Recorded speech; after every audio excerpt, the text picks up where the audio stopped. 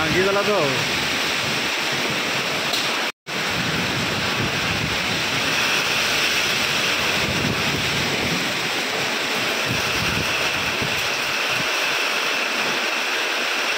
ସବୁ ତ ଘର ସାରା ପୁରା ଉଡି ଯାଇଛି, 5 ବଖରା ସାରା ରୁମ ଉଡି ଯାଇଛି। ଯେତେ ଜିନିଷ ପତ୍ର ଚାଉଳ ଥିଲା, ଆଲମାରି ଥିଲା, ବହି ଖାତା ଛୁଆଙ୍କର ଡାଲି ଚାଉଳ ସବୁ ନଷ୍ଟ ହେଇଯାଇଛି ଆଜ୍ଞା। କିଛି ନାହିଁ, ପାଣି ପଡିକି ସେଟାକୁ ପୁରା ଛତ୍ର ହେଇଯାଇଛି।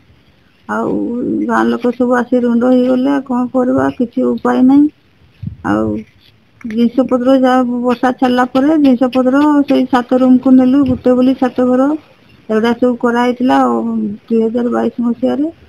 ଆଉ ଏଇ ନୂଆ ଘର ଟା ଉଡିଯିବ ବୋଲି କାହାରି ଧାରଣା ନାହିଁ। ଆଉ ଜିନିଷ ପତ୍ର ରଖିବା ପାଇଁ ବି ଏତେ ସବୁ ସୁବିଧା ନାହିଁ। ଯଦି ବି ଜିନିଷ ପତ୍ର ବା ସେଇ ଏଇ ରୁମ ର ଜିନିଷ ଗୁଡା ସେ ରୁମ କୁ ନେଲୁ, ଛୁଆମାନେ ବି ବସି ପାରିବେ ନାହିଁ, ଛୁଆମାନେ ଖାଇ ବି ପାରିବେ ନାହିଁ। କିଛି ଖାଇବା ଜିନିଷ ବି ନଷ୍ଟ ହେଇଯାଇଛି, ପାଣି ପଡିକି ଛତୁ ହେଇଯାଇଛି। ତ ଏ ସମ୍ପର୍କରେ କାହାକୁ ଜଣେଇଲେଣି? ଏଇ ସମ୍ପର୍କରେ କାହାକୁ ତ ଜଣାଇନି ଆଜ୍ଞା। ଆଉ ସିଆରସି ସାରଙ୍କୁ ଡାକିଥିଲୁ, ସବୁ ଦିଦି ମାନେ ଆସିଥିଲେ, କମିଟି ମେମ୍ବର ମାନେ ସବୁ ଆସିଥିଲେ।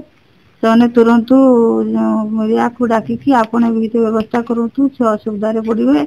କିଛି ସାହାଯ୍ୟ କିଛି ଯଦି କିଛି ସାହାଯ୍ୟ ମିଳେ ତାହେଲେ ଛୁଆ ମାନେ ଉପକୃତ ହେବେ, ନହେଲେ ଛୁଆ ହଇରାଣ ହେଇଯିବେ। ଘର ଭାଙ୍ଗି ଯାଇଛି, ରହିବା ପାଇଁ ବି ମାନେ ଗାଈ ଗୋରୁ ସବୁ ଭିତରେ ବନ୍ଧା ଥିଲେ, ଉପରେ ପଡିଗଲା, ଛୁଆକୁ ବାଜି ଯାଇଛି ମୋ ଝିଅକୁ। ଏବେ କଣ ଘରର କ୍ଷୟକ୍ଷତି ହେଇଛି?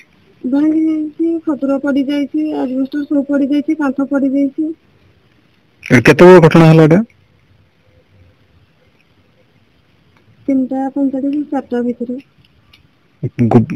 ଜୋର ବର୍ଷା ହେଲା ଆଉ କାଳ ବୈଶାଖୀ ହେଇଛି? ବର୍ଷା ହେଲା, କୁଆପଥର ପଡିଲା, ହାୱା ମାରିଲା, ଘଡଘଡି ହେଲା। ତ ଏ ନେଇ କାହାକୁ ଅଭିଯୋଗ କଲେଣି? ନାଇଁ କାହାକୁ କରିନି। କଣ ଆଶା କରୁଛନ୍ତି, କିଛି ସରକାରୀ ସହାୟତା? ହଁ ସରକାରୀ ସହାୟତା କିଛି ମିଳିଲେ ଉପକୃତ ହେଇଥାନ୍ତି।